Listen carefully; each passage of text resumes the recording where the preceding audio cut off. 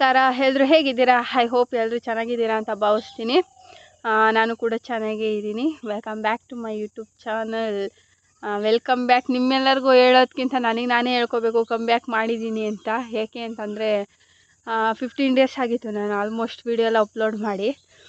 ಕೈ ಬಿಟ್ಬಿಡೋಣ, ಏನೂ ಬೇಡ, ವೀಡಿಯೋ ಮಾಡೋದು ಬೇಡ, ಬೇಡ ಕಮೆಂಟ್ಸ್ಗಳು ಬೇಡ. ಅದೇ ಕಮೆಂಟ್ಸ್ ಯಾರು ಫೋನ್ನಲ್ಲಿ ವೀಡಿಯೋ ನೋಡಿ ಹಾಕಿರೋ ಅಂಥವ್ರು ಯಾರೂ ಇಲ್ಲ. ಅಂದರೆ ಸಮ್ ರಿಲೇಟಿವ್ಸ್ ಮಾತಾಡಿದ್ದು ಸುಮಾರು ಎಲ್ಲೋ ಒಂದು ಕಡೆ ಹರ್ಟ್ ಆಯಿತು. ಬಟ್ ಇದ್ದರೂ ಏನೋ ಮತ್ತೆ ಒಂದು ಸಣ್ಣದಾದ ಹೋಪ್ನ ಇಟ್ಕೊಂಡು ಮತ್ತೆ ಸ್ಟಾರ್ಟ್ ಮಾಡಿದ್ದೀನಿ. ಒಳ್ಳೆ ಸಪೋರ್ಟ್ ಸಿಗುತ್ತೆ ಅಂತಲೂ ಅಂದ್ಕೊಂಡಿದ್ದೀನಿ. ಏನಕ್ಕಪ್ಪ 15 ದಿನದಿಂದ ನಾನು ಏನಕ್ಕೆ ವೀಡಿಯೋ ಮಾಡಿಲ್ಲ ಅಂತಂದರೆ 1 ವೀಕು ಬ್ಯುಸಿ ಸ್ಕೆಡ್ಯೂಲ್ನಲ್ಲೇ ಹೊರಟೋದ್ರೆ, ಇನ್ನೊಂದು ವೀಕು ನನ್ನ ಹೆಲ್ತ್ ಅಪ್ಸೆಟ್ ಆಗಿದ್ದರಿಂದ ಮಾಡೋದಕ್ಕಾಗಲಿಲ್ಲ. ಏನೇನಾಯಿತು ಅಂತ ಪೂರ್ತಿ ಡೀಟೇಲಾಗಿ ಹೇಳ್ತಾ ಹೋಗ್ತೀನಿ, ಬನ್ನಿ. ಇದಾಗಿ ನಂದು last video kitchen deep cleaning ಬಗ್ಗೆ ನಾನು ಅಪ್ಲೋಡ್ ಮಾಡಿದ್ದೆ. ಅವಾಗ ನೋಡಿರೋ ಅಂಥವ್ರಿಗೆ ಗೊತ್ತಿರುತ್ತೆ ನೆಕ್ಸ್ಟ್ ನಮ್ಮೂರಲ್ಲಿ ಏನಿದೆ, ಏನಾಗ್ತಿದೆ ಅಂತ. ಒಂದು ಕಡೆ ಹೇಳೋಕ್ಕೋದ್ರೆ ಊರಹಬ್ಬ ಇತ್ತು. ಅಂದರೆ ಯುಗಾದಿ ಹಬ್ಬದ ಟೈಮಲ್ಲಿ ಊರಹಬ್ಬ ಅಂತ ಮಾಡ್ತಾರೆ ನಮ್ಮೂರಲ್ಲಿ, ಗಂಡನ ಮನೇಲಿ. ಆದರೆ ಈ ಸಲ 1 ವೀಕ್ ಆದಮೇಲೆ ಯುಗಾದಿ ಹಬ್ಬನ ಊರಹಬ್ಬದ ಥರ ಮಾಡಬೇಕು ಅಂತ ಮಾಡಿದ್ರು. ಏನೇನೋ ಗಲಾಟೆಗಳೆಲ್ಲ ಆಗಿ ದೇವರೆಲ್ಲ ಎತ್ತೋದೆಲ್ಲ ಏನೂ ಇರಲಿಲ್ಲ, ಬರೀ ನಾಟಕ ಅಷ್ಟೇ ಇದ್ದಿದ್ದು. ನಾಟಕಕ್ಕೋಸ್ಕರ ನಮ್ಮ ಮನೆಯಲ್ಲಿ ನಾಟಕದಲ್ಲಿ ಒಂದು ಮರಿನ ಹೊಡೆದಿದ್ರು. ನಾವು ವರ್ಷ ಕಂಪಲ್ಸರಿ ಮರಿ ಮಾಡೇ ಮಾಡ್ತಾರೆ. ಅದೇ ಥರ ಈ ಸಲನೂ ಒಂದು ಮರಿನ ಹೊಡೆದಿದ್ರು. ನಮ್ಮ ಮಾವ ಅವರೇ ಕೊಟ್ಟಿದ್ದು. ಅವರೇ ಬಂದು ಪೂಜೆ, ಅದನ್ನು ಹೇಳ್ತೀನಿ ಏನೇನಾಯಿತು ಅಂತ. ಸೋಮವಾರ ಅಕ್ಕ ಬಾವ ಎಲ್ಲರೂ ಇಳ್ಕೊಂಡ್ರು. ಸೋಮವಾರ ಹಂಗೆ ನಮ್ಮ ಅಣ್ಣವರು ಕೂಡ ಬಂದಿದ್ದರು. ಅಂದರೆ ಅಣ್ಣವರು ನಮ್ಮ ಮನೆಯಲ್ಲಿ ಉಳ್ಕೊಂಡಿರಲಿಲ್ಲ, ಅವ್ರದ್ದೇ ಮನೆ ಇದೆ, ಅಲ್ಲಿ ಉಳ್ಕೊಂಡಿದ್ರು ಅವರು. ಅಕ್ಕ ಮಾತ್ರ ನಮ್ಮ ಮನೇಲಿ ಇದ್ದಿದ್ದು. ಅವರು ಸಂಜೆಯಿಂದ ಬರ್ತೀನಿ ಅಂತ ಹೇಳಿ 8 ಗಂಟೆಗೆ ಬಂದರು ಅವರು ಸೋಮವಾರದ ದಿನ. 8 ಗಂಟೆಗೆ ಬಂದರು. ಅಷ್ಟೊತ್ತಿಗೆ ಅಡುಗೆ ಆಗಿತ್ತು. ಎಲ್ಲರೂ ಊಟ ಎಲ್ಲ ಮಾಡಿ ಆರಾಮಾಗಿ ಮಲ್ಕೊಂಡ್ವಿ. ಆವತ್ತು 11:30 ಆಯಿತು. ನಾನೆಲ್ಲ ಹೊರಗಡೆ ಬಾಗಿಲು ಕಸ ಎಲ್ಲ ಹೊಡೆದು ನೈಟ್ ಅಂಗಳ ಎಲ್ಲ ಸಾರಿಸಿ ಮಲ್ಕೊಳ್ಳೋಷ್ಟೊತ್ತಿಗೆ 11:30 ಆಗಿತ್ತು. ನೋಡ್ರಿ, ಕರೆಂಟ್ ಬೇರೆ ಇರಲಿಲ್ಲ. ಏನು ಅಂತಲೇ ಗೊತ್ತಿಲ್ಲ, ಕರೆಂಟ್ ಬೇರೆ ಹೋಗ್ಬಿಟ್ಟಿತ್ತು. ಆವತ್ತಿನ ಡೇ ಫುಲ್ ಕರೆಂಟೇ ಬಂದಿಲ್ಲ ಮನೇಲಿ. ಏನಕ್ಕೆ ಅಂತಲೂ ಗೊತ್ತಿಲ್ಲ ಅದ್ರ ಬಗ್ಗೆ. ಆಮೇಲೆ ನೈಟೆಲ್ಲ ಯಾರಿಗೂ ನಿದ್ದೆ ಇಲ್ಲ, ಸೊಳ್ಳೆ ಕಾಟ ಒಂದು ಕಡೆ. ಹಂಗೂ 2 ಗಂಟೆಲಿ ಎಚ್ಚರಿಕೆ ಆಗಿ ಸ್ವಲ್ಪ ಕದ ಎಲ್ಲ ತೆಗೆದ್ಬಿಟ್ಟೆ. ನೋಡ್ರೆ ಆ ಕಡೆ ಒಂದು ಕಡೆ ನಾಯಿ ಬೊಗಳೋದು, ಈ ಕಡೆ ಒಂದು ಕಡೆ ನಾಯಿ ಬೊಗಳೋದು. ಹಾಗಾಗಿ ಭಯ ಆಗಿ ಡೋರ್ ಕ್ಲೋಸ್ ಮಾಡಿ ಮಲ್ಕೊಂಡೆ. ಆಲ್ಮೋಸ್ಟ್ 4:30ಗೆಲ್ಲ ಯಜಮಾನ್ರು ಎದ್ದು ನೀರು ಒಲೆಗೆ ಉರಿತಾಯಿದ್ರು. ಆ ಟೈಮಲ್ಲಿ ನಾನು ಎದ್ದು ಸ್ವಲ್ಪ ಟೀ ಎಲ್ಲ ಇಟ್ಟು ನೈಟು ನಮ್ಮ ಅಕ್ಕ ಜೊತೆ ಸೇರಿಕೊಂಡು ಇಬ್ಬರು ಪಾತ್ರೆ ತೊಳ್ತಿದ್ವಿ. ಪಾತ್ರೆ ಎಲ್ಲ ಜೋಡಿಸ್ತಿದ್ದೆ. ಅಷ್ಟರೊಳಗೆ ನಮ್ಮ ಅಕ್ಕ ಕೂಡ ಇದ್ಲು. ಯಾಕೆ ಅಂತಂದರೆ ನಾನು ಮುನಿಯಪ್ಪನ ಗುಡಿ ಹತ್ರ ಹೋಗಿ ಪೂಜೆ ಮಾಡೋವಾಗಿರಲಿಲ್ಲ. ಹಾಗಾಗಿ ನಮ್ಮ ಅಕ್ಕ ಬಂದಿದ್ಲಲ್ಲ, ಅವಳ ಕೈಲೇ ಮಾಡಿಸೋಣ ಅಂದ್ಬಿಟ್ಟು ಅದೇ ಉದ್ದೇಶದಿಂದ ನಾವು ಒಂದಿನ ಮುಂಚೆನೇ ಬನ್ನಿ ಅಂತ ಕೂಡ ಹೇಳಿದ್ವಿ. ನಾವು ರಿಕ್ವೆಸ್ಟ್ ಮಾಡ್ಕೊಂಡಿದ್ದ ತಕ್ಕನಾಗಿ ನಮ್ಮ ಭಾವ ಅವರು ಕರ್ಕೊಂಬಂದಿದ್ರು. ಆಮೇಲೆ ಅಕ್ಕ ಅವಳು ಎದ್ಲು ಅಷ್ಟೊತ್ತಿಗೆ. ಅಷ್ಟರೊಳಗೆ ನಮ್ಮ ಯಜಮಾನ್ರು ಸ್ನಾನ ಮಾಡ್ಕೊಂಡಿದ್ರು. ಅವರು ಪೂಜೆ ಮಾಡಿ ಎಡೆ ಇಡೋವರೆಗೂ ಅವರು ಉಪವಾಸ ಇರ್ತಾರೆ. ಅದೇ ರೀತಿ ಉಪವಾಸ ಕೂಡ ಇದ್ದರು. ನಾವು ಮಾತ್ರ ಟೀನೆಲ್ಲ ಕುಡಿದ್ವಿ, ನಾನು ನಮ್ಮ ಅಕ್ಕ ಇಬ್ಬರೂ. ಅಷ್ಟರೊಳಗೆ ಒಬ್ಬೊಬ್ಬರೇ ಇದ್ದರು. ಎಲ್ಲರಿಗೂ ಟೀನು ಸಹ ಕೊಟ್ಟೆ. ಆಮೇಲೆ ಅಕ್ಕ ಕೂಡ ಸ್ನಾನ ಮಾಡಿಕೊಂಡು ಅವಳು ಅಲ್ಲಿಗೆ ಹೋಗೋದಕ್ಕೆ ರೆಡಿ ಆದಳು. ಅಲ್ಲಿ ಹೋಗಿ, ಅಂದರೆ ನಮ್ಮದೇ ಓನ್ ದೇವಸ್ಥಾನ ಅದು. ತೋಟದಲ್ಲಿರೋರಿಗೆ ಗೊತ್ತಿರುತ್ತೆ, ಮುನಿಯಪ್ಪ, ಭೂತಪ್ಪ ಏನೇನೋ ಮಾಡ್ತಾರೆ ತೋಟದ ದೇವರು ಅಂತವ. ಅದರಲ್ಲಿ ನಮ್ಮದು ಮುನಿಯಪ್ಪ ಅಂತ. ನಮ್ಮದೇ ಓನ್ ದೇವಸ್ಥಾನ ಇರೋದ್ರಿಂದ ಅಲ್ಲಿ ಮೊದಲೇ ಹೋಗಿ, ನಮ್ಮ ಯಜಮಾನ್ರು ಮೊದಲೇ ಹೋಗಿ ಅಭಿಷೇಕ ಏನೇನೋ ಮಾಡಬೇಕು ಅಂತ ಅವರು ಫಸ್ಟೇ ಹೋದರು. ಆಮೇಲೆ ನನ್ನ ಅಕ್ಕನೂ ನನ್ನ ಮಗಳು ಇಬ್ಬರು ಸೇರಿಕೊಂಡು ಜೊತೆಯಲ್ಲಿ ಹೋಗಿ ಅವರು ಎಡೆಯನ್ನ ಎಲ್ಲ ಅಲ್ಲೇ ಮಾಡಿ, ಅಂದರೆ ಒಲೆಯಲ್ಲಿ ಮಾಡಿದ್ದು, ಗ್ಯಾಸ್ ಎಲ್ಲ ಏನು ತೊಗೊಂಡೋಗಿರಲಿಲ್ಲ. ಒಲೆ ಮೇಲೇ ಅನ್ನ ಎಲ್ಲ ಮಾಡಿ ಪೂಜೆ ಮಾಡಿ, ಅಲ್ಲಿ ಸ್ವಲ್ಪ ಮೊಸರನ್ನ ಮೊದಲಿಗೆ ಎಡೆ ಇಟ್ಟು ಮರಿನ ಕಡಿತಾರೆ. ನಮ್ಮ ಮಾವ ಅವರು ಮರಿ ಕೊಟ್ಟಿದ್ದರು ಒಂದು. ಅದನ್ನೇ ಕಡಿದು ಪಾಪ ನಮ್ಮ ಮಾವ ಅವರೇ ಕ್ಲೀನ್ ಮಾಡಿದ್ರು. ನಿಮ್ಮ ಊರ ಕಡೆ ಗೊತ್ತಿರುತ್ತೆ, ಆಲ್ಮೋಸ್ಟ್ ಅವ್ರ ಮನೆಗಳಲ್ಲಿ ಅವರೇ ಕ್ಲೀನ್ ಮಾಡ್ಕೊತಾರೆ. ಎಲ್ಲೋ ರೇರ್, ಕೆಲವೊಬ್ಬರು ಮನೇಲಿ ಮಾಡಲ್ಲ. ನಮ್ಮ ಮಾವರೇ ಎಲ್ಲ ಅಲ್ಲೇ ಕಡಿದು ಎಲ್ಲ ಪೀಸ್ ಮಾಡ್ಕೊಂಬಂದಿದ್ರು. ಅಂದರೆ ಪಾರ್ಟ್ಸ್ನೇ ತೊಗೊಬಂದಿದ್ರು. ನೆಕ್ಸ್ಟು ಅಷ್ಟರೊಳಗೆ ನಮ್ಮ ಅಕ್ಕ ಬಂದಳು ಮನೆ ಹತ್ರ. ಅಲ್ಲೇ ಪೂಜೆ ಮುಗೀತು ಅಂದ್ಬಿಟ್ಟು ಇನ್ನು ಸಾಂಬಾರೆಲ್ಲ ಮಾಡ್ಕೊತೀವಿ ನಾವು. ಇದೊಂದು ಸ್ವಲ್ಪ ರುಬ್ಕೊಬರೋಕ್ಕೆ ಮಸಾಲೆ ಅಲ್ಲಿ ಸ್ವಲ್ಪ ಎಡೆ ಮಾಡಿದರು. ಅಂದರೆ ಒಂದು ಮರಿ ಪೂರ್ತಿ ಹೊಡೆದು ಅದರಲ್ಲಿ ಸ್ವಲ್ಪ ಮಾತ್ರ ಪೀಸ್ಗಳನ್ನ ತಗೊಂಡು ಅದರಲ್ಲಿ ಸ್ವಲ್ಪ ಎಡೆ ಮಾಡಿಬಿಟ್ಟು ಒಂದು 4 ಜನಕ್ಕೆ ಊಟಕ್ಕೆ ಇಕ್ಕಿ ಅಲ್ಲಿಂದ ಬರ್ತಾರೆ. ಅದೇ ಥರ ಮಾಡಲಿಕ್ಕೆ ಅಲ್ಲೇ ಸ್ವಲ್ಪ ಎಡೆ ಇಡೋದಕ್ಕೆ ಸ್ವಲ್ಪ ಮಟನ್ ತಗೊಂಡಿದ್ರು. ಅದಕ್ಕೆ ಬೇಕಾಗಿರೋಂಥ ಸಾಂಬಾರು ಐಟಮ್ಸು, ಈ ರುಬ್ಬೋದೆಲ್ಲ ಇರುತ್ತಲ್ಲ, ಅದನ್ನು ರುಬ್ಕೊಬರಕ್ಕೆ ನಮ್ಮ ಅಕ್ಕನ ಕಳಿಸಿದ್ರು. ಅವಳು ರುಬ್ಕೊಂಡು ಕೊಟ್ಲು ಸಪ್ರೇಟ್ ಎಲ್ಲನೂ. ಎಲ್ಲ ಅವಳೇ ರುಬ್ಕೊಂಡು ಕೊಟ್ಟು ಕಳಿಸಿದ್ಲು, ತೊಗೊಂಡೋದ್ರು. ಮತ್ತೆ ರಿಟರ್ನ್ ಹೋಗಲಿಲ್ಲ ಅವಳು. ತಿಂಡಿಗೆ ಅವತ್ತು ಹಿಂದಿನ ದಿನವೇ ದೋಸೆ ಹಿಟ್ಟು ರುಬ್ಬಿಕ್ಕಿದ್ದೆ. ದೋಸೆ ಮಾಡೋಣ ಅಂದಿದ್ದು ನಮ್ಮ ಅಕ್ಕ ಬೇಡ ಇಡ್ಲಿನೇ ಮಾಡು ಬೇಗ ಆಗುತ್ತೆ ಅಂದ್ಲು. ಹಾಗಾಗಿ ನೈಟ್ ಮಿಕ್ಕಿ ಸಾಂಬಾರು ಮತ್ತು ಇಡ್ಲಿ. ಚಟ್ನಿ ಮಾಡಲಿಕ್ಕೆ ಕರೆಂಟ್ ಇರಲಿಲ್ಲ, ರುಬ್ಕೊಳ್ಳೋದಕ್ಕೂ ಕರೆಂಟ್ ಇರಲಿಲ್ಲ. ಆಮೇಲೆ ನಮ್ಮ ಅಕ್ಕ ಇನ್ನೂ ಬಂದಿರಲಿಲ್ಲ. ಅಷ್ಟರೊಳಗೆ ನಮ್ಮ ಭಾವನೂ ನಮ್ಮ ಪಾಪ ಇಬ್ಬರು ಅಲ್ಗೋದ್ರು. ಆಮೇಲೆ ನಾನು ನನ್ನ ಮಗ ಇಬ್ಬರೇ ಇದ್ದಿದ್ದು ಮನೇಲಿ. ಎಲ್ಲರೂ ಬರೋ ಅಷ್ಟೊತ್ತಿಗೆ ಒಂದ್ಸಲ ಕಸ ಎಲ್ಲ ಹೊಡೆದು ನೆಲ ಒರೆಸ್ಬಿಡೋಣ ಅಂದ್ಬಿಟ್ಟು ಎಲ್ಲ ಒರೆಸಿ ಈರುಳ್ಳಿ ಎಲ್ಲ ಕಟ್ ಮಾಡ್ಕೊಳ್ಳೋದಕ್ಕೆ ಸ್ಟಾರ್ಟ್ ಮಾಡಿಕೊಂಡೆ. ಆಮೇಲೆ ಮಿಕ್ಕಿದ ಮಟನೆಲ್ಲ ಮನೇಲೇ ತಂದು ಮನೇಲೇ ಮಾಡ್ಕೊಂಡಿದ್ದು ಅಡುಗೆನ.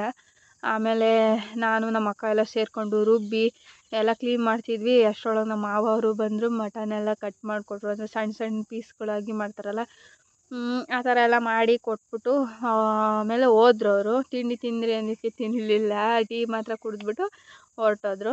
ಆಮೇಲೆ ಅಲ್ಲಿ ಎಡೆಯಾಗಿತ್ತು. ಅಷ್ಟರೊಳಗೆ ನಮ್ಮ ಅಕ್ಕ ಇಲ್ಲಿಂದ ಸ್ವಲ್ಪ ಮುದ್ದೆ ಒಂದು 5 ಜನಕ್ಕೆ ಆಗೋವಷ್ಟು ಮುದ್ದೆ ಕೂಡ ತಿರುವಿ ಅವಳೇ ಕೊಟ್ಟು ಕಳಿಸಿದ್ಲು. ನಾನು ಹಂಗೂ ನಮ್ಮ ಅಕ್ಕಂಗೆ ಮಟನ್ ತಿನ್ನು ಅಂತ ಹೇಳಿದೆ, ಬಟ್ ಅವಳು ಅಲರ್ಜಿ ಇರೋದ್ರಿಂದ ಅವಳು ತಿನ್ನೋ ಆಗಿರಲಿಲ್ಲ. ಹಾಗಾಗಿ ಅವಳು ತಿನ್ನಲಿಲ್ಲ. ನಮ್ಮ ಮನೇಲಿ ಆಲ್ಮೋಸ್ಟ್ ನಾನು ನಮ್ಮ ಅಕ್ಕ ಇಬ್ಬರೂ ಮಟನ್ ತಿಂದಿಲ್ಲ, ಇನ್ನೆಲ್ಲರೂ ತಿಂದರು. ಅದಾದಮೇಲೆ ಅಲ್ಲಿಂದ ಮತ್ತೆ ಎಡೆ ಎಲ್ಲ ಮುಗಿಸ್ಕೊಂಡು ಬರ್ತಿದ್ದಾಗೇ ಇಲ್ಲಿ ಅಡುಗೆ ಕೆಲಸನ ಸ್ಟಾರ್ಟ್ ಮಾಡಿಕೊಂಡ್ರು. ಅಷ್ಟರೊಳಗೆ ನಾವು ಆಲೇ ಎಲ್ಲ ರುಬ್ಬಿ ರೆಡಿ ಮಾಡಿ ಇಟ್ಕೊಂಡಿದ್ವಿ. ಆಮೇಲೆ ಒಂದೊಂದೇ ಆಗ್ತಿತ್ತು. ಆಮೇಲೆ ನಾನು ಕೂಡ ಸ್ನಾನ ಮಾಡಿಕೊಂಡು ನಾನು ಸ್ವಲ್ಪ ರೆಡಿ ಆದೆ. ಅಷ್ಟರೊಳಗೆ ಮಕ್ಳುಗಳಿಗೆಲ್ಲ ರೆಡಿ ಮಾಡಿದ್ದಾಗಿತ್ತು. 2 ಗಂಟೆ ಆಲ್ಮೋಸ್ಟ್ ಆಗ್ತಾ ಬಂತು. ಇವರು ಮಧ್ಯಾಹ್ನ ಊಟಕ್ಕೇ ಹೇಳ್ಬಿಟ್ಟಿದ್ರು. ಜನಗಳು ಬರೋದಕ್ಕೆ ಸ್ಟಾರ್ಟ್ ಮಾಡಿದ್ರು. ಇನ್ನೂ ಚಿಕನ್ ಆಗಿತ್ತು ಅಷ್ಟೇ, ಆಗಿನ್ನೂ ಚಿಕನ್ ಆಗಿತ್ತು, ರೈಸ್ ಆಗಿತ್ತು, ಮುದ್ದೆ ಒಂದು ಮಾಡಬೇಕಿತ್ತು. ಇನ್ನು ಚಿಕನ್ ಬೇಯ್ತಾ ಇತ್ತು. ಅಷ್ಟರೊಳಗೆ ಆಲೇ ಜನಗಳೆಲ್ಲ ಬರೋದಕ್ಕೆ ಸ್ಟಾರ್ಟ್ ಮಾಡಿದ್ರು. ಯಾರ್ಯಾರು ಆಲ್ಮೋಸ್ಟ್ ಬಂದು ಕೂತಿದ್ರು. ಆಮೇಲೆ ನನಗೂ ಮುದ್ದೆ ಮಾಡೋದಕ್ಕೆ ಬರೋಲ್ಲ ದೊಡ್ಡ ತಪ್ಪಲೆಯಲ್ಲಿ, ಅಂದರೆ ಮಾಡ್ತಿದ್ದೆ ಅವಾಗೆಲ್ಲವ. ಬಟ್ ಇತ್ತೀಚೆಗೆ ಮರ್ತೋಗಿತ್ತು. ಯಾಕೆಂದರೆ ಡೈಲಿ ಮುದ್ದೆ ಮಾಡೋದೇ ಅಪರೂಪ ಆಗಿರೋದ್ರಿಂದ ಮಾಡೋದು ಸ್ವಲ್ಪ ಮರ್ತೋಗಿತ್ತು. ಅಂದರೆ ಅಷ್ಟೊಂದು ಥರ ಡೈಲಿ ಒಂದು ಮುದ್ದೆ ಮಾಡಿದ್ರೆ ಇಲ್ಲ 2 ಮುದ್ದೆ ಮಾಡಿದ್ರೆ ಸಾಕು ನಾವಿರೋ ಇಬ್ಬರಿಗೆ. ಅಂಥದ್ರಲ್ಲಿ ಅಷ್ಟೊಂದು ಥರ ಮುದ್ದೆ ಮೊದಲೆಲ್ಲ ಮಾಡ್ತಿದ್ದೆ, 10-15 ಮುದ್ದೆವರೆಗೂ ತಿರುಗ್ತಿದ್ದೆ. ಆದರೆ ಏನೋ ಒಂದು ಕಡೆ ಭಯ ಹೆಂಗಾಗುತ್ತೋ ಏನೋ ಅಂತ. ಆಮೇಲೆ ನಾನು ನಮ್ಮ ಅಕ್ಕ ಇಬ್ಬರು, ಅವಳಾದರೆ ಡೈಲಿ ಮಾಡ್ತಿರ್ತಾಳಲ್ವ, ನಾನು ಮಾಡ್ಕೊಡ್ತೀನಿ ಬಿಡು ಅಂದ್ಬಿಟ್ಟು ಇಕ್ಕಿದ್ವಿ. ತಪ್ಪಲೆ ಇಕ್ಕಿ ನಾನು ಅರ್ಧನೇ ನೀರು ಹಾಕಿದ್ದು. ಅಷ್ಟರೊಳಗೆ ಅವಳು ಇನ್ನೂ ಸ್ವಲ್ಪ ಹಾಕು ಬೇಗ ಜಾಸ್ತಿ ಮುದ್ದೆ ಆಗುತ್ತೆ ಅಂದ್ಬಿಟ್ಟು ಇನ್ನೂ ಸ್ವಲ್ಪ ನೀರು ಹಾಕಿದ್ಲು. ಕೊನೆಗೆ ಹಸಿ ಜಾಸ್ತಿಯಾಗಿ ಮುದ್ದೆನ ತಿರುವಕ್ಕಾಗ್ತಾಯಿಲ್ಲ. ಜನ ಎಲ್ಲ ಬಂದಿದ್ದಾರೆ, ಏನು ಮಾಡೋದು ಅಂತಲೇ ಗೊತ್ತಾಗ್ತಾಯಿಲ್ಲ. ಆಲ್ಮೋಸ್ಟ್ ಎಲ್ಲ ಆಯ್ತಾ ಅಂತ ನಮ್ಮ ಯಜಮಾನ್ರು 100 ಸಲ ಕೇಳ್ತಿದ್ರು. ಆಮೇಲೆ ಹಂಗೂ ಆಯಿತು ಇರ್ರಿ ಅಂತ ಹೇಳಿ ಒಂದು ಕಡೆಯಿಂದ ಮುದ್ದೆನ ತಿರುವಿ ಒಂದು ರೌಂಡು ಇಕ್ಕಿದ್ವಿ. ಒಳಗಡೆನೇ ಊಟಕ್ಕೆ ಇಕ್ಕಿದ್ವಿ. ಆಚೆಗಡೆ ಹಾಕ್ಸೋವಂಥ ಪ್ಲ್ಯಾನ್ ಇತ್ತು. ಯಾಕೆಂದರೆ ಪೆಂಡಲ್ ಹಾಕಬೇಕು ಅಂತಲೂ ಇದ್ದರು. ನಾನು ಮೊದಲೇ ಹೇಳಿದ್ದೆ ಬೇಡ ಅಂತ. ಯಾಕೆ ಅಂದರೆ ಒಳಗಡೆನೇ ಜಾಗ ಐತಲ್ಲ, ಏನಕ್ಕೆ ಸುಮ್ಮನೆ ಆಚೆಗಡೆ ಎಲ್ಲ ಶೋ ಆಫ್ ಮಾಡೋದು ಅಂದ್ಬಿಟ್ಟು ನಾನು ಬೇಡ ಅಂತಲೇ ಹೇಳಿದ್ದೆ. ಅದೇ ರೀತಿ ಇವರು ಹೋಗಿ ಕೇಳಿದ್ರಂತೆ, ಏನೋ ಬರೀ 15 ಜನ ಕೂತ್ಕೊಂಡು ಊಟ ಮಾಡೋಕ್ಕೆ 4 ಟೇಬಲ್ಗೋಸ್ಕರನೋ ಏನೋ 3-4 ಸಾವಿರದವರೆಗೂ ಅಮೌಂಟ್ ಕೇಳಿದ್ದಾರೆ. ಹಾಗಾಗಿ ಬೇಡ ಅಂದ್ಬಿಟ್ಟು ಅವರು ಬಿಟ್ಟರು. ಆಮೇಲೆ ವಾಟರ್ಗೆ ಕ್ಯಾನ್ಗಳು ತೊಗೊಬಂದಿದ್ರು. ಎಲ್ಲ ಇನ್ನೇ ಮುದ್ದೆ ಆಗ್ತಾಯಿತ್ತು, ಮುದ್ದೆ ಕಟ್ತಾಯಿದ್ದೀನಿ. ನೋಡ್ರಿ ಸೌತೆಕಾಯಿ ನಿಂಬೆಹಣ್ಣು ಎಲ್ಲ ತೊಗೊಂಬಂದಿದ್ವಲ್ಲ, ಅದೇನೂ ಹಚ್ಚಿಟ್ಕೊಂಡಿರಲಿಲ್ಲ. ಆಮೇಲೆ ಹೇಳಿದ್ಮೇಲೆ ನಮ್ಮ ಅಕ್ಕ ಹೋಗಿ ಪಾಪ ಅವಳೇ ಎಲ್ಲ ಹಚ್ಚಿಟ್ಲು. ಅಷ್ಟರೊಳಗೆ ನಾನು ಮುದ್ದೆ ಕಟ್ಟಿದೆ. ಅವಳೇ ಹಚ್ಚಿ ಎಲ್ಲ ಅವರೇ ಊಟಕ್ಕೆ ಇಕ್ಕಿದ್ರು. ನಂದು ಇನ್ನೂ ಮುದ್ದೆ ಕಟ್ಟೇ ಆಗಿರಲಿಲ್ಲ. ಒಂದು ಕಡೆ ಕೈಯೆಲ್ಲ ಸುಟ್ಕೊಂಡು ಬೊಬ್ಬೆ ಎಲ್ಲ ಬಂದ್ಬಿಟ್ಟಿತ್ತು ಅವತ್ತು. ಅಷ್ಟು ಫಾಸ್ಟಾಗಿ ಅದು ಸುಡ್ತಾ ಇರೋದು, ಏನು ಮಾಡೋದು, ಜನ ಕೂತಿದ್ರಲ್ಲ. ಆಮೇಲೆ 2 ಸಲ ಏನೋ ಮುದ್ದೆ ಮಾಡಿದ್ವಿ ಅಷ್ಟೇನೆ. ನೈಟೆಲ್ಲ ಮುದ್ದೆ ಮಾಡೋದಿರಲಿಲ್ಲ. ಇನ್ನು ನೆಕ್ಸ್ಟ್ ಡೇನೇ ನಾವು ಮುದ್ದೆ ಅಂತ ಮಾಡಿದ್ದು. ಅದು ನಮ್ಮ ಅಯ್ಯ ಅವ್ರು ಬಂದಾಗಲೇ ಮುದ್ದೆ ತಿರುವಿದ್ದು. ಇನ್ನು ದೋಸೆ ಹಿಟ್ಟು ಮಿಕ್ಕಿತ್ತಲ್ಲ, ಅದನ್ನೇ ನಾಳೆ ಬೆಳಗ್ಗೆ ನಾಷ್ಟಕ್ಕೆ ಹಾಕೊಂಡು ಕೊಟ್ಟಿದ್ದೆ. ಸ್ವಲ್ಪ ಜನ ರೈಸ್ ತಿಂದ್ಕೊಂಡ್ರು. ಅಲ್ಲಿಗೆ ಮಟನ್ದೆಲ್ಲ ಕಥೆ ಮುಗೀತು. ಹಂಗೂ ಹಿಂಗೂ ಮಾಡಿ ಅಷ್ಟು ಜನ ನಿಭಾಯಿಸಿದ್ವಿ. ಆಮೇಲೆ ನೈಟು ನಾನು ನಮ್ಮ ಅಕ್ಕ ಸ್ವಲ್ಪ ಫೋಟೋಸ್ ಎಲ್ಲ ತಗೊಂಡ್ವಿ. ರೀಲ್ಸ್ ಮಾಡಬೇಕು ಅಂತಿದ್ವಿ, ಬಟ್ ಮ್ಯಾಚೇ ಆಗ್ತಿರ್ಲಿಲ್ಲ. ಯಾವುದೂ ಒಂದಕ್ಕೊಂದು ಮ್ಯಾಚ್ ಆಗ್ತಿರ್ಲಿಲ್ಲ. ಸೊ ಸಿಂಪಲಾಗಿ ಫೋಟೋಸ್ ಮಾತ್ರ ತಗೊಂಡು ಸುಮ್ಮನಾದ್ವಿ. ಆಮೇಲೆ ನಮ್ಮ ಅಣ್ಣ ಅವರ ಹೆಂಡ್ತಿ ಅವರೆಲ್ಲ ಬಂದಿದ್ದರು. ಅವ್ರ ಜೊತೆ ಸ್ವಲ್ಪ ಟೈಮ್ ಪಾಸ್ ಮಾಡಿದ್ವಿ. ಆಮೇಲೆ ಲಾಸ್ಟಿಗೆ ಇನ್ನೊಂದು ಅಣ್ಣ ಬಂದರು. ಅವ್ರಿಗೂ ಎಲ್ಲ ಊಟ ಕೊಟ್ಟು ನೈಟ್ 11:30-12 ಗಂಟೆ ಆಯಿತು ಮಲ್ಕೊಳ್ಳೋ ಅಷ್ಟರಲ್ಲಿ. ಆಮೇಲೆ ಮಲ್ಕೊಂಡು ನೈಟ್ ನಾಟಕ ನೋಡೋದಕ್ಕೆ ಹೋಗಲೇ ಇಲ್ಲ. ಸ್ವಲ್ಪ ಸಣ್ಣ ಗಲಾಟೆ ಆಯಿತು. ಹಾಗಾಗಿ ಮನಸ್ತಾಪಗಳು ಉಂಟಾಗಿ ಹೋಗಲಿಲ್ಲ ಊಟಕ್ಕೆ. ಮನೆಯಲ್ಲೇ ಇದ್ವಿ. ಅಲ್ಲ, ಊಟಕ್ಕಲ್ಲ, ನಾಟಕಕ್ಕೆ ಹೋಗಲಿಲ್ಲ. ನಾಟಕ ನೋಡೋದಕ್ಕೆ ಹೋಗಲಿಲ್ಲ. ನಾನು ಇಷ್ಟು ವರ್ಷ ಆಗೈತೆ ಬಂದು ಒಂದು ಸಲಕ್ಕೂ ನಾಟಕ ಅಂತ ನೋಡೋಕ್ಕೆ ಹೋಗಿಲ್ಲ. ಅಲ್ಲಿಗೆ 5 ವರ್ಷ ಅಂದರೆ 5 ಸಲ ನಾಟಕ ಆಡಿರ್ತಾರೆ. ಅದರಲ್ಲಿ 1 ವರ್ಷ ಆಡಿಲ್ಲ. 4 ಸಲದಲ್ಲಿ 1 ಸಲಕ್ಕೂ ಹೋಗಿಲ್ಲ. ನಾನು 8ಲ್ಲಿದ್ದಾಗ ಒಂದು ಸಲ, ನಾನು ನಮ್ಮಮ್ಮ ಇಬ್ಬರು ಬಂದಿದ್ದಾಗ ಮಾತ್ರ ಒಂದೇ ಒಂದು ಸಲ ಹೋಗಿದ್ವಿ. ಅದು ಅಷ್ಟು ಇಂಟ್ರೆಸ್ಟ್ ಕೊಟ್ಟು ನೋಡಲಿಲ್ಲ, ನಿದ್ದೆ ಬರ್ತಿತ್ತು ಅಂದ್ಬಿಟ್ಟು ವಾಪಸ್ ಬಂದ್ಬಿಟ್ಟಿದ್ವಿ. ಅದು ಬಿಟ್ಟರೆ ಮತ್ತೆ ನಾಟಕ ನೋಡೋದಕ್ಕೆ ಹೋಗಲೇ ಇಲ್ಲ. ನಾವು ಯಾರೂ ಹೋಗಲಿಲ್ಲ. ನಮ್ಮ ಅಕ್ಕ ಪಾಪ ಆಸೆ ಆಗಿದ್ಲು ಹೋಗ್ಬೇಕು ಅಂತ, ಬಟ್ ಆದರೂ ಅಲ್ಲೂ ಹೋಗೋಕ್ಕಾಗಲಿಲ್ಲ. ಆಮೇಲೆ ಬೆಳಗ್ಗೆ ಎದ್ಮೇಲೆ ನಮ್ಮ ಅಕ್ಕ ನನ್ನ ಮಗಳನ್ನ ಕರ್ಕೊಂಡು ಹೋಗ್ತೀನಿ ಅನ್ನೋ ಒಂದೇ ಹಠದಲ್ಲಿ ನಿಂತಿದ್ಲು. ಕೊನೆಗೂ ಅವಳು ಓದ್ಲು ಇರಲಿಲ್ಲ. ನಾನು ಹೆಂಗೋ ನನಗೆ ಟೆನ್ಷನ್ ಫ್ರೀ ಆಯಿತು ಅಂತ ಸುಮ್ಮನಾದೆ. ಆಮೇಲೆ ಎಲ್ಲರಿಗೂ ತಿಂಡಿ ಹಾಕಿ ಕಳಿಸಿದ್ವಿ. ಆಮೇಲೆ ನಮ್ಮ ಚಿಕ್ಕಮ್ಮ ಫೋನ್ ಮಾಡೋದು, ನಮ್ಮ ಭಾಗ್ಯಕ್ಕ ಫೋನ್ ಮಾಡಿ ಅಯ್ಯ ಬತ್ತವ್ರೆ ಪಾಪ ಅಂತ. ಬಂದಿರಲಿಲ್ಲ ಯಾರೂ. ಹಾಗಾಗಿ ಮಾತಾಡೋದು ಬೇಡ ಇವ್ರ ಹತ್ರ, ಅಂದರೆ ಹಬ್ಬಕ್ಕೆ ಬಂದಿಲ್ವಲ್ಲ ಏನು ಮಾತಾಡಬೇಕು ಅಂತ ಮುನಿಸ್ಕೊಂಡಿದ್ದೆ. ಮಾತಾಡಿರಲಿಲ್ಲ. ಮಾತಾಡೋದು ಬೇಡ ಇವ್ರ ಹತ್ರ ಅಂದ್ಬಿಟ್ಟು ಸುಮ್ಮನಾಗ್ಬಿಟ್ಟಿದ್ದೆ. ಫೋನ್ ಮಾಡಿದ್ರು ಹಂಗೂ ನಾನು ರಿಸೀವ್ ಮಾಡಿರಲಿಲ್ಲ. ಎಲ್ಲಿ ಆ ಕೆಲಸದಲ್ಲಿ ರಿಸೀವ್ ಮಾಡೋದಕ್ಕಾಗಲೇ ಇಲ್ಲ. ಆಮೇಲೆ ನಮ್ಮ ಭಾಗ್ಯಕ್ಕ ಫೋನ್ ಮಾಡಿದರು. ನಾನು ಊಟಕ್ಕೆ ಹಾಕ್ಕೊಡ್ತಾಯಿದ್ದೆ. ನಮ್ಮ ಅಕ್ಕ ರಿಸೀವ್ ಮಾಡಿ ಕೇಳಿದಾಗ ಬರ್ತಾ ಇದ್ದೀವಿ ಅಂತ ಹೇಳಿದ್ರು. ಆವಾಗ ನಮ್ಗೆ ಹಂಗೂ ನನಗೆ ನಂಬೋದಕ್ಕೆ ನಾನೇನು ತಯಾರಾಗಿರಲಿಲ್ಲ. ಸುಮ್ಮನೆ ಎಲ್ಲ ಸುಳ್ಳು ಹೇಳ್ತವ್ರು ಇವರು ಅಂದ್ಬಿಟ್ಟು ಸುಮ್ಮನಾಗಿದ್ವಿ. ಆಮೇಲೆ ಬಂದಮೇಲೆ ಕನ್ಫರ್ಮ್ ಆಗಿದ್ದು ಬಂದರು ಅಂತವ. ನಮ್ಮ ಅಯ್ಯನೂ ನನ್ನ ತಮ್ಮ ಇಬ್ಬರು ಬಂದಿದ್ದರು. ಆಮೇಲೆ ಅವರು ಮುದ್ದೆ ಮಾಡಿ, ಬಟ್ ಮಟನ್ ಎಲ್ಲ ಖಾಲಿಯಾಗಿತ್ತು ಪಾಪ. ಏನು ಅಂದ್ಕೊಂಡ್ರೋ ಏನೋ ಗೊತ್ತಿಲ್ಲ. ಆಮೇಲೆ ಇರೋದನ್ನೇ ಅಡ್ಜಸ್ಟ್ ಮಾಡಿ ಇಕ್ಕಿ, ಹಂಗೂ ತಲೆಕಾಲು ಮಿಕ್ಕಿತ್ತು. ತಲೆಕಾಲು ಮಾಡಿರ್ಲಿವಲ್ಲ ಹಿಂದಿನ ದಿನ, ತಲೆಕಾಲು ಸಾಂಬಾರು ಮಾಡಿದ್ರು.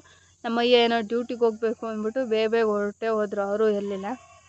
ಅವ್ರು ಹೋದ್ರು. ಹಿಂದೆನೇ ನಮ್ಮ ಅಕ್ಕ ಕೂಡ ಹೊಂಟ್ಬಿಟ್ಲು ಮಗಳನ್ನ ಕರ್ಕೊಂಡು.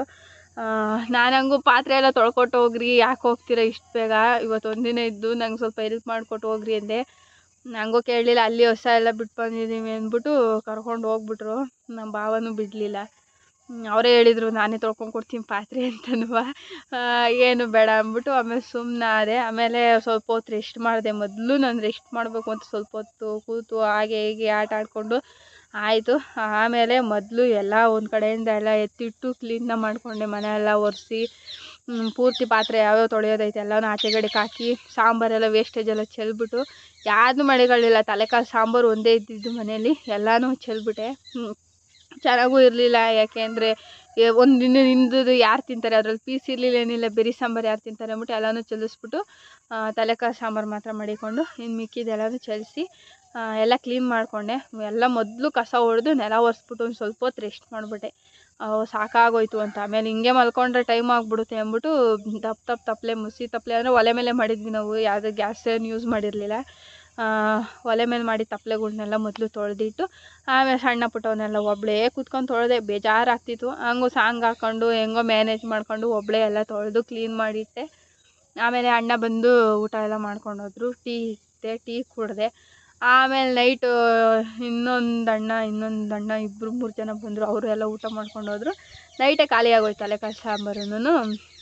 ನೈಟೇ ಅದನ್ನು ಎಲ್ಲ ತೊಳೆದಿಟ್ಬಿಟ್ಟು ಅರ್ಧಂಬರ್ಧ ತೊಳೆದಿಟ್ಟೆ. ಹಂಗೂ ತೊಳೆದಿಟ್ಟು ಎಲ್ಲ ಕ್ಲೀನ್ ಮಾಡಿ ಆವತ್ತಿಗೆ ನಾನ್ ವೆಜ್ ಮುಗಿಸಿ ನೆಕ್ಸ್ಟ್ ಡೇ ಟೊಮೊಟೊ ಗೊಜ್ಜು ಮಾಡಿ ಅನ್ನ ಮಾಡಿದ್ದೆ. ಅಂದರೆ ಬುಧವಾರ ಗುರುವಾರ ಆಗಿತ್ತು. ಟೊಮೊಟೊ ಗೊಜ್ಜು ಮಾಡಿ ಅನ್ನ ಮಾಡಿದೆ. ಎಲ್ಲ ಬಂದಿಲ್ಲೇ ಕ್ರಿಕೆಟ್ ಆಡ್ತಿದ್ರು. ಶರ್ಬತ್ತೆಲ್ಲ ಮಾಡ್ಕೊಂಡು ಕೊಟ್ಟೆ. ಒಂಥರ ಜಾಲಿಯಾಗಿತ್ತು. ಜನ ಇರ್ಬೇಕಾರೆ ಏನೋ ಒಂಥರ ಮನೆಯಲ್ಲಿ ಗಿಜಿ ಗಿಜಿ ಅನ್ನೋದು ಒಂಥರ ಸಖತ್ತಾಗಿತ್ತು ವೆದರಂತೂ. ಈಗ ನೋಡ್ರಿ, ನಾನು ನನ್ನ ಮಗ ಇಬ್ಬರೇ ಇರೋದು, ಯಾರೂ ಇಲ್ಲ ಜೊತೇಲಿ. ಬೇಜಾರು ಒಂಥರ. ಆ ಥರ ಎಲ್ಲ ಜನ ಇದ್ದಾಗ ರಿಸ್ಕ್ ಆಗುತ್ತೆ ಅನ್ನೋದು ಒಂದು ಬಿಟ್ಟರೆ ಒಂಥರ ಖುಷಿಯಾಗೇ ಇರ್ತೀವಿ. ವಾತಾವರಣವೂ ಅಷ್ಟೇ ಚೆನ್ನಾಗಿರುತ್ತೆ. ಎಲ್ಲರೂ ಜೊತೆಯಲ್ಲಿದ್ದಾಗ ಒಂಥರ ಖುಷಿಯಾಗುತ್ತೆ. ಆಮೇಲೆ ನಮ್ಮ ಅಣ್ಣ ಅವರ ಹೆಂಡ್ತಿ ಊರಲ್ಲಿ ಹಬ್ಬ ಇರೋದ್ರಿಂದ ಅವರು ಕೂಡ ಕರೆದ್ರು, ಬನ್ನಿ ಸ್ವಲ್ಪ ದಿನ ಇದು ಬರೀರಂತೆ ಅಂತ. ಅಷ್ಟರೊಳಗೆ ಏನಾಯಿತು ಅನ್ನೋದು ಹೇಳ್ತೀನಿ. ಹೀಗೆ ಆದಮೇಲೆ ಶುಕ್ರವಾರ ಎದ್ದು ಆಮೇಲೆ ವಾರ ಕೂಡ ಮಾಡಿಕೊಂಡೆ. ಶನಿವಾರದ ದಿನ ಮಧ್ಯಾಹ್ನದ ಟೈಮಲ್ಲಿ ನಮ್ಮ ಯಜಮಾನ್ರು ಊಟ ಬೇಡ ನನಗೆ ಅಂತ ಹೇಳ್ಬಿಟ್ಟು, ಅಂದರೆ ನಮ್ಮ ಅಣ್ಣ ಇನ್ನೊಬ್ಬರು ಬಂದಿದ್ರಲ್ಲ, ಅವ್ರ ಮಗನ ಜೊತೇಲಿ ದೇವಸ್ಥಾನಗಳಿಗೆ ಹೋಗಿದ್ರು. ಆಮೇಲೆ ನಾನು ನನ್ನ ಮಗ ಇಬ್ಬರು ಸ್ವಲ್ಪ ಹೊತ್ತು ಮಲ್ಕೊಳ್ಳೋಣ ಅಂದ್ಬಿಟ್ಟು ಆಲ್ಮೋಸ್ಟ್ 1:30-2 ಗಂಟೆ ಆಗಿತ್ತು ಅನಿಸುತ್ತೆ. ಶನಿವಾರದ ದಿನ ಹಬ್ಬದ ವಾರದಲ್ಲಿ ಮಲಗಿದ್ದೆ ಹಿಂಗೇನೆ. ಆಮೇಲೆ ನನ್ನ ಪಾಪ ಅಲ್ಲೇ ಒಂದು ಸಲ ನಿದ್ದೆ ಮಾಡಿ ಎದ್ದಿದ್ದ. ಇದೇ ಆ್ಯಕ್ಸಿಡೆಂಟ್ ಆಗಿದ್ದ ಹೊತ್ತು ಆ್ಯಕ್ಚುಲಿ. ಮಲಗಿದ್ದು ಎದ್ದಿದ್ನಲ್ಲ, ಅವನಿಗೆ ನಿದ್ದೆ ಬಂದಿರಲಿಲ್ಲ ಅನ್ಸುತ್ತೆ. ಅವ್ನು ಆಟ ಆಡ್ತಿದ್ದ. ಅವರು ಇವರು ಬರ್ತಾನೆ ಇರ್ತಾರಲ್ಲ, ಇನ್ಯಾಕೆ ಡೋರ್ ಕ್ಲೋಸ್ ಮಾಡೋದು ಅಂದ್ಬಿಟ್ಟು ಡೋರ್ ಕ್ಲೋಸ್ ಮಾಡಿರಲಿಲ್ಲ. ನಾನು ಒಬ್ಬಳೇ ಮಲಗಿದ್ದೆ. ಆಮೇಲೆ ನನಗೆ ನಿದ್ದೆ ಬರ್ತಿತ್ತಲ್ಲ, ನಾನೇನು ಮಾಡಿದೆ, ನಮ್ಮ ಪಾಪ ಅಮ್ಮ ಅಮ್ಮ ಅಂತ ಬಂದ ಎಬ್ರಿಸೋಕ್ಕೆ. ನಾನು ಪಾಪ ಸ್ವಲ್ಪ ಮನೆ ಕಳೋಣ ಅಂದ್ಬಿಟ್ಟು ಎಳ್ಕೊಂಡೆ ಅವನ್ನ. ಅವನ ಕೈಲಿ ಔಷಧಿ ಬಾಟ್ಲಿದೆ ಅನ್ನೋದು ನನಗೆ ನಿಜ ಗೊತ್ತಿಲ್ಲ. ಆಮೇಲೆ ಡಿಬ್ಬಿ ಕೂಡ ಓಪನ್ ಮಾಡಿಬಿಟ್ಟಿದ್ದಾನೆ. ಅದನ್ನು ತೆಗೆದು ಮೇಲೆ ಉಯ್ದ್ಬಿಟ್ಟ. ನಾನು ಹಿಂಗೆ ಎಳ್ಕೊಂಡೆ, ಅವನು ಮೇಲೆ ಉಯ್ದ. ನನಗೆ ಮೂಗಲ್ಲಿ ಬಾಯಲ್ಲೆಲ್ಲ ಹೊರಟೋಗ್ಬಿಡ್ತು. ಇಮಿಡಿಯೇಟಾಗಿ ವಾಮಿಟ್ ಆಗಿಬಿಡ್ತು. ಫುಲ್ ವಾಮಿಟ್ ಮಾಡಿ ಹಂಗೋ ಹೆಂಗೋ ಸ್ವಲ್ಪ ಅಡ್ಜಸ್ಟ್ ಆಯಿತು ಅಂದ್ಕೊಳ್ಳೋ ಅಷ್ಟೊತ್ತಿಗೆ ಆಮೇಲೆ ಅವನು ಎತ್ಕೊಂಡೋಗಿ ಅವನಿಗೆಲ್ಲ ಸ್ನಾನ ಮಾಡಿಸಿ, ಅವನ ಮೇಲೆಲ್ಲರೂ ಚೆಲ್ಲಿರ್ಬೋದು ಅಂತ ಅವನಿಗೂ ಎಲ್ಲ ಸ್ನಾನ ಮಾಡಿಸಿ ಕ್ಲೀನ್ ಮಾಡಿದೆ. ಅಷ್ಟರೊಳಗೆ ನಮ್ಮ ಅಣ್ಣ ಬಂದ. ನಮ್ಮ ಅಣ್ಣ ಮತ್ತು ವಿಜಿ ಇಬ್ಬರು ಬಂದರು. ಆಮೇಲೆ ಸ್ವಲ್ಪ ಕಾಳು ಗೊಜ್ಜು ಮಾಡೋಣ ಅಂದ್ಬಿಟ್ಟು ಅವರೇ ಕಾಳು ಕಿತ್ಕೊಬರೋಕೆ ಹೋದರು. ನಾನು ಸ್ನಾನ ಮಾಡಿಕೊಂಡು ಆ ಸ್ಮೆಲ್ ಇತ್ತಲ್ಲ, ತಡಿಯೋಕ್ಕಾಗ್ತಿರ್ಲಿಲ್ಲ. ಇನ್ನೂ ವಾಮಿಟ್ ಬರೋ ಥರನೇ ಆಗ್ತಿತ್ತು. ನಾನು ಸ್ನಾನ ಕೂಡ ಮಾಡ್ಕೊಂಡೆ. ಅವರೇ ಕಾಳು ಕಿತ್ಕೊಂಬಂದು ಕೊಟ್ಟರು. ಕಾಳುಳ್ಳಿ ಮಾಡೋಣ ಅಂತವ. ಆಮೇಲೆ ನಮ್ಮ ಅಣ್ಣ ಇದ್ದಿದ್ದೇನಂತೂ ಮಾಡ್ತಾಯಿರು ಪಾಪ, ನಾನು ಹೋಗ್ಬಿಟ್ಟು ಸ್ನಾನ ಮಾಡ್ಕೊಬರ್ತೀನಿ ಅಂತ ಹೋದ್ರು ಅವರು. ಹೋದ್ಮೇಲೆ ಫುಲ್ಲು ಎದ್ದಾಳೋಕ್ಕೂ ಆಗ್ತಾಯಿಲ್ಲ, ಏನೂ ಇಲ್ಲ. ಮತ್ತೆ ವಾಮಿಟ್ ಬರ್ತಾಯಿದೆ, ಬಾಡಿಯೆಲ್ಲ ಶಿವರ್ ಆಗ್ತಿದೆ. ಫುಲ್ ನಡುಗ್ತಾಯಿದ್ದೀನಿ. ಏನೋ ಒಂಥರ ಈ ಜೊಂಪು ಹಿಡ್ಕೊಂಡ್ರೆ ಕಾಲು ಕೈಯೆಲ್ಲ ಹೆಂಗಾಗುತ್ತೋ ಆ ಥರ ಎದ್ದಾಳೋಕ್ಕೆ ಆಗ್ತಾಯಿಲ್ಲ. ಅದರಲ್ಲೂ ವಾಮಿಟ್ ಬೇರೆ ಬರ್ತಿತ್ತು. ನನಗೂ ಆಚೆ ಬಂದು ವಾಮಿಟ್ ಎಲ್ಲ ಮಾಡಿ ನಮ್ಮ ಯಜಮಾನ್ರಿಗೆ ಫೋನ್ ಮಾಡಿದೆ. ಮೊದಲು ನಮ್ಮ ಅಣ್ಣಂಗೆ ಫೋನ್ ಮಾಡಿದೆ. ನಮ್ಮ ಅಣ್ಣ ರಿಸೀವ್ ಮಾಡಲಿಲ್ಲ, ಸ್ವಿಚ್ ಆಫ್ ಬರ್ತಿತ್ತು. ನಮ್ಮ ಯಜಮಾನ್ರಿಗೆ ಫೋನ್ ಮಾಡಿದೆ. ನಮ್ಮ ಯಜಮಾನ್ರಿಗೆ ಫೋನ್ ಮಾಡಿದಾಗ ಅವರೇನಂತಾರೆ, ಲೋ ಬಿ ಪಿ ಆಗೈತೆ, ಊಟ ಮಾಡಿಲ್ಲ ನೀನು, ಅದಕ್ಕೆ ಎಲ್ಲೋ ಹಂಗೆ ಆಗ್ತಾಯಿದೆ, ಸಕ್ಕರೆ ನೀರು ಕುಡಿ ಅಂತ ಅಂದರು. ನಾನು ಹೇಳೋದನ್ನ ಪೂರ್ತಿಯಾಗೂ ಕೂಡ ಕೇಳಿಸ್ಕೊತಾ ಇಲ್ಲ. ನನಗೆ ಸಿಟ್ಟು ಬಂದ್ಬಿಡ್ತು, ಕಟ್ ಮಾಡಿಬಿಟ್ಟೆ. ಆಮೇಲೆ ಮತ್ತೆ ವಾಮಿಟ್ ಮಾಡಿ ಮತ್ತೆ ಫೋನ್ ಮಾಡಿ, ನಾನು ಮೊದಲು ಹೇಳೋದನ್ನ ಕೇಳಿಸ್ಕೊ, ಏನಾಯಿತು ಅಂತ ಹೇಳ್ಬಿಟ್ಟು ಎಲ್ಲ ಡೀಟೇಲಾಗಿ ಹೇಳಿದ್ಮೇಲೆ ಆಮೇಲೆ ಮತ್ತೆ ನಮ್ಮ ಅಣ್ಣ ದೇವಸ್ಥಾನಕ್ಕೆ ಹೋಗಿದ್ರಲ್ಲ, ಅವರ ಹೆಂಡ್ತಿಗೆಲ್ಲ ಫೋನ್ ಮಾಡಿ ಅವ್ರದ್ದೇ ಕಾರಿತ್ತು, ನಾವು ತೊಗೊಂಡು ಹೋಗುವಂತೆಲ್ಲ ಹೇಳಿ ಆಮೇಲೆ ಬಂದು ಆಸ್ಪತ್ರೆಗೆ ಕರ್ಕೊಂಡೋದ್ರು. ಆಲ್ಮೋಸ್ಟ್ ನಾವಿರೋ ಊರಿಂದ ಕುಣಿಗಲ್ಲಿಗೆ 15-20 ಕಿಲೋಮೀಟ್ರ್ ಹೆಚ್ಚು ಕಮ್ಮಿ ಇದೆ. ಅಲ್ಲಿಗೆ ಕರ್ಕೊಂಡೋದ್ರು. ಮೊದಲು ತನ್ವೀರ್ ಹಾಸ್ಪಿಟ್ಲಿಗೇನೋ ಕರ್ಕೊಂಡೋದ್ರಂತೆ. ಅಲ್ಲಿ ಡಾಕ್ಟ್ರು ಆಕ್ಸಿಜನ್ ಬೇಕು, ಅವ್ರಿಗೇನು ಡೌಟು ಅಂದರೆ ಗಂಡ ಹೆಂಡ್ತಿ ಜಗಳ ಆಡ್ಕೊಂಡೆಲ್ಲ ಕುಡ್ತಿರ್ತಾರೆ, ಈ ಥರ ಎಲ್ಲ ಆಗಿರುತ್ತೆ ಅನ್ನೋ ಇನ್ಸಿಡೆಂಟಿಂದ ಕೇಸ್ ತಗೊಳ್ಳೋದಕ್ಕೆ ಅವರು ತಗೊಳ್ಳಿಲ್ಲ. ಆಮೇಲೆ ನಾವು ಅಕ್ಕ ಇದ್ದಿದ್ದು ಇದು ಬಾಟ್ಲು ಕೂಡ ತೊಗೊಂಡೋಗಿದ್ರು, ಏನು ಔಷಧಿ ಏನು ಅಂತ. ಅದನ್ನಲ್ಲೇ ಎಸ್ಬಿಟ್ಟು ಗೌರ್ಮೆಂಟ್ ಹಾಸ್ಪಿಟ್ಲಿಗೆ ಸೀದಾ ಕರ್ಕೊಂಡೋದ್ರು. ಯಾಕೆಂದರೆ ಅದೊಂದು ಗೊತ್ತಿತ್ತಲ್ವ, ನಾರ್ಮಲಾಗಿ ಪ್ರತಿ ಸಲ ನೋಡಿದ್ನಲ್ಲ ಗೌರ್ಮೆಂಟ್ ಹಾಸ್ಪಿಟ್ಲು, ಸ್ವಲ್ಪ ಗೊತ್ತಾಗ್ತಿತ್ತು, ಇದು ಗೌರ್ಮೆಂಟ್ ಹಾಸ್ಪಿಟ್ಲಿಗೆ ಕರ್ಕೊಂಬಂದವ್ರೆ ಅಂತ. ಸೇಮ್ ನಮ್ಮ ಯಜಮಾನ್ರಿಗೆ ಒಂದು ಸಲ ಆ್ಯಕ್ಸಿಡೆಂಟ್ ಆದಾಗ ಅಲ್ಲೇ ಕರ್ಕೊಂಡೋಗಿದ್ರು. ಹಂಗಾಗಿ ಆ ರೂಮ್ ಕೂಡ ಗ್ಯಾಪ್ನಿಕ್ಕಿತ್ತು. ಹೋಗ್ತಿದ್ದಂಗೆ ಬಿ ಪಿ ಎಲ್ಲ ಚೆಕ್ ಮಾಡಿದ್ರು. ಆಮೇಲೆ ಬಾಟ್ಲು ಹಾಕಿದ್ರು, ಸುಮಾರು ಇಂಜೆಕ್ಷನ್ಗಳು ಕೊಟ್ಟರು.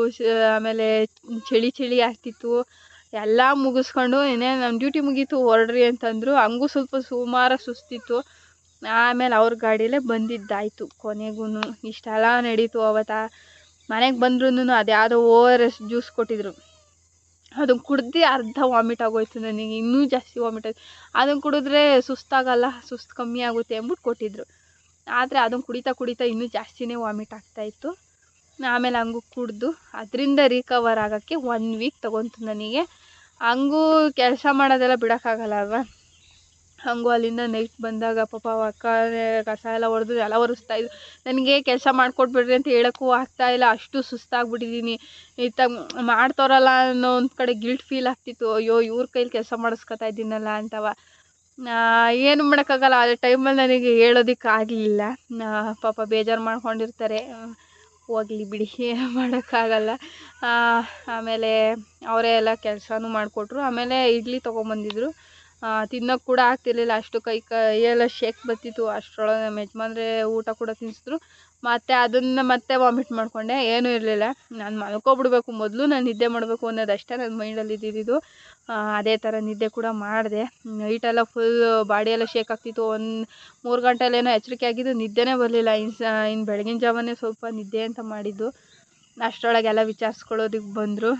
ಈಗ ಹೆಂಗಿದ್ಯಮ್ಮ, ಈಗ ಹೆಂಗಿದ್ಯಾ ಅಂತ ಎಲ್ಲ ಚೆನ್ನಾಗಿ ನೋಡ್ಕೊಂಡ್ರು.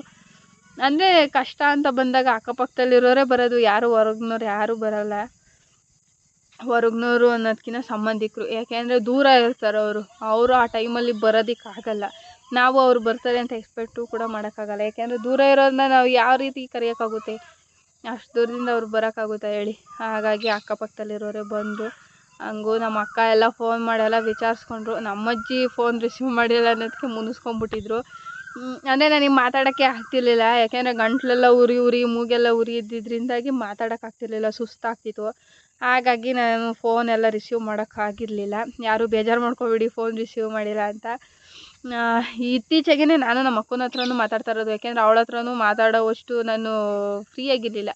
ಫ್ರೀ ಅನ್ನೋದಕ್ಕಿಂತ ಹೆಲ್ತಿ ನಾನು ಪ್ರಿಪೇರ್ ಆಗಿರಲಿಲ್ಲ. ಇನ್ನೂ ಎದ್ದೇಳೋಕ್ಕಾಗ್ತಿರ್ಲಿಲ್ಲ, ಕೆಲಸನೂ ಮಾಡೋಕ್ಕಾಗ್ತಿರ್ಲಿಲ್ಲ, ಈ ಕಡೆ ಮಲ್ಗೋಕ್ಕೂ ಆಗ್ತಿರ್ಲಿಲ್ಲ. ಮಲ್ಕೊಂಡ್ರೆ ಸಾಕು ಸ್ವಲ್ಪ ಜೊಂಪಿಡ್ದಾಗ ಆಗೋದು, ತಲೆ ಎಲ್ಲ ಗಿರ್ರನ್ನೋದು. ಮಲಗಿದ್ದು ಎದ್ಬಿಟ್ರಂತೂ ಫುಲ್ ತಲೆ ಸುತ್ತ ಅಲ್ಲೇ ಬಿದ್ದೋಗ್ಬಿಡ್ತೀನೇನೋ ಅಂತ ಅನ್ಸೋದು, ಆ ಥರ ಎಲ್ಲ ಆಗ್ತಿತ್ತು. ಹಾಗಾಗಿ ಇನ್ನೊಂದು ವೀಕ್ ಇನ್ನೇನು ವೀಡಿಯೋ ಸ್ಟಾರ್ಟ್ ಮಾಡಬೇಕು ಅಂದ್ಕೊತಿದ್ದೆ, ಅಷ್ಟರೊಳಗೆ ಈ ಥರ ಆಗೋಯ್ತು. ಅದರಿಂದ ರಿಕವರ್ ಆಗೋಕ್ಕೆ ಇಷ್ಟು ದಿನ ಬೇಕಾಯಿತು. ಆಮೇಲೆ ಈ ಥರ ಬೇಡ ವೀಡಿಯೋ ಅನ್ನೋಂಥದ್ದೆಲ್ಲ ವೀಡಿಯೋ ಮಾಡಬಾರ್ದಪ್ಪ, ಯೂಟ್ಯೂಬ್ ಬಿಟ್ಬಿಡೋಣ, ಯಾಕೋ ನನಗೂ ಅದಕ್ಕೂ ಸರಿ ಹೊಂದಲ್ಲ ಅನ್ನೋ ಥರಕ್ಕೆಲ್ಲ ನನಗೆ ನಾನೇ ಅಂದ್ಕೊಂಡು, ಬೇರೆ ಯಾರು ಹೇಳಿದ್ದಿದ್ದಿಲ್ಲ, ನನಗೆ ನಾನೇ ಅಂದ್ಕೊಂಡು ಬಿಟ್ಬಿಡೋಣ ಅಂತಲೇ ಇದ್ದೆ. ಆದರೂ ಏಂತಕ್ಕೆ ಸುಮ್ಮನೆ ವೀಡಿಯೋ ಮಾಡೋದಕ್ಕೆ ಅಂತ ಇದನ್ನು ರಿಂಗ್ ಲೈಟೆಲ್ಲ ತರಿಸ್ಕೊಂಡಿದ್ದೀನಿ. ಎಲ್ಲ ಇನ್ವೆಸ್ಟ್ ಮಾಡಿಕೊಡ್ತಾರೆ, ಹೆಲ್ಪ್ ಮಾಡ್ತಾಯಿದ್ದಾರೆ. ನಮ್ಮ ಯಜಮಾನ್ರು ಕೂಡ ಮಾಡುವಂಥ ಮೋಟಿವೇಶನ್ ಕೂಡ ಮಾಡ್ತಾರೆ. ಅಂಥದ್ರಲ್ಲಿ ಏಂತಕ್ಕೆ ಬಿಡಬೇಕು ಅಂದ್ಬಿಟ್ಟು ವೀಡಿಯೋ ಸ್ಟಾರ್ಟ್ ಮಾಡ್ತಾಯಿದ್ದೀನಿ. ಇನ್ಮೇಲೆ ಡೈಲಿ ಆದಷ್ಟು ಅಪ್ಲೋಡ್ ಮಾಡಲಿಕ್ಕೆ ವೀಡಿಯೋ ಮಾಡಿ ಅಪ್ಲೋಡ್ ಮಾಡಲಿಕ್ಕೆ ಪ್ರಯತ್ನನ ಪಡ್ತೀನಿ. ಇಷ್ಟೇ ಆಗಿದ್ದು ಜೀವನದಲ್ಲಿ. ತುಂಬ ಬೇಜಾರಾಗೋಯ್ತು. ಅಂದರೆ ಯಾಕೆ ಅಂದರೆ ಆಗಲ್ಲ ಆ ಥರ ಎಲ್ಲ. ನಾವು ಗಂಡ ಹೆಂಡ್ತಿ ಜಗಳ ಆಡ್ಕೊಂಡು ನಾನು ಕುಡಿದು ಬಿಡಬೇಕು, ನಾನು ಬದುಕಿರಬಾರ್ದು ಅಂತ ಹೋಗಿದ್ದ ದಿನಗಳು ಐತೆ, ಇಲ್ಲ ಅಂತಲ್ಲ.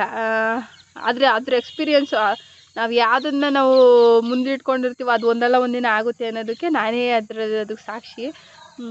ಅದೇ ಕೆಟ್ಟದಾಗ ನಾನು ಇಟ್ಕೊಂಡು ಅದಾಯಿತು ಅಂತ ಖುಷಿ ಪಡ್ತಾಯಿಲ್ಲ, ಅದನ್ನೇ ಯಾಕೆ ಒಳ್ಳೇದನ್ನ ಇಟ್ಕೊಂಡು ನನಗೆ ಮುಂದಕ್ಕೆ ಅದಾಗುತ್ತೆ ಅಂತ ನಾನು ಯಾಕೆ ಭರವಸೆನ ಕಳ್ಕೋಬೇಕು ಅನ್ನೋ ಹೋಪಿಂದಾಗಿ ವೀಡಿಯೋನ ಮಾಡಬೇಕು ಅಂತ ಅಂದ್ಕೊಂಡಿದ್ದೀನಿ. ಇನ್ನು ಮುಂದೆನೂ ವೀಡಿಯೋ ಮಾಡ್ತಾನೆ ಇರ್ತೀನಿ. ಯಾರು ಏನಾರು ಅಂದ್ಕೊಳ್ಳಿ, ವೀಡಿಯೋ ಮಾಡೋದು ಮಾತ್ರ ಬಿಡಬಾರ್ದು. ಡೈಲಿ ಒಂದು ವೀಡಿಯೋನಾರಾಗಲಿ ಅಪ್ಲೋಡ್ ಮಾಡೇ ಮಾಡ್ತೀನಿ. ಒಂದು ವಿಷಯಕ್ಕೆ ನಾವು ಅಡಿಟ್ ಆಗೋವರೆಗೂ ಅಷ್ಟೇನೆ ಬೇಜಾರು ಅನಿಸೋದು. ಅಡಿಟ್ ಆದಮೇಲೆ ಈಗ ಮಾಮೂಲಿ ಮನೆ ಕೆಲಸ ಎಲ್ಲ ಮಾಡ್ತೀವಲ್ಲ, ಅದಕ್ಕೆ ಆಲ್ರೆಡಿ ಅಡಿಟ್ ಆಗಿಬಿಟ್ಟಿದ್ದೀವಿ ನಾವು. ಮಾಡಲಿ ಬಿಡಲಿ, ನಮ್ಮ ಜವಾಬ್ದಾರಿ ಅದೈತೆ, ನಾವು ಮಾಡಲೇಬೇಕು. ಅದೇ ಥರ ನಾನು ಈ ವಿಡಿಯೋನೂ ಜವಾಬ್ದಾರಿ ಅಂತ ತಗೊಂಡು ಡೈಲಿ ಅಪ್ಲೋಡ್ ಮಾಡಲಿಕ್ಕೆ ಪ್ರಯತ್ನನ ಪಡ್ತೀನಿ. ಇನ್ನು ಮುಂದಕ್ಕೆ ಎಲ್ಲವೂ ಚೆನ್ನಾಗೇ ಇರಲಿ ಅಂತ ಆಶಿಸ್ತೀನಿ. ಮಳೆಗಾಲ ಬೇರೆ ಸ್ಟಾರ್ಟ್ ಆಗಿದೆ, ಡೈಲಿ ದಿನ ಬಿಟ್ಟು ದಿನ ಮಳೆ ಕೂಡ ಬರ್ತಾಯಿದೆ. ನೋಡೋಣ ಇನ್ನು ಮುಂದೆ ಜರ್ನಿ ಹೇಗಿರುತ್ತೆ ಅಂತ. ನನ್ನ ವೀಡಿಯೋ ಸ್ವಲ್ಪನಾದರೂ ಇಷ್ಟ ಆಗಿದರೆ ಪ್ಲೀಸ್ ದಯವಿಟ್ಟು ಒಂದು ಲೈಕ್ನ ಮಾಡಿ, ಹಾಗೆ ಸಬ್ಸ್ಕ್ರೈಬ್ ಮಾಡ್ಕೊಳ್ಳಿ, ಶೇರ್ ಮಾಡಿ ಅಂತ ಹೇಳ್ತಾ, ಬೇರೆಯವ್ರಿಗೂ ರೆಕಮೆಂಡ್ ಮಾಡಿ ಅಂತ ಹೇಳ್ತಾ ನನ್ನ ವೀಡಿಯೋನ ಇಲ್ಲಿಗೆ ಮುಕ್ತಾಯ ಮಾಡ್ತಾಯಿದ್ದೀನಿ. Thank you so much. ಇನ್ಮೇಲೆ ಡೈಲಿ ವೀಡಿಯೋಸ್ ಬರ್ತಾನೆ ಇರುತ್ತೆ, ಲೈಕ್ ಮಾಡಿ, ಹಾಗೆ ಎಲ್ಲರೂ ವಾಚ್ ಮಾಡ್ಕೊಳ್ಳಿ ಅಂತ ಹೇಳ್ತಾ ಥ್ಯಾಂಕ್ ಯು. Bye bye.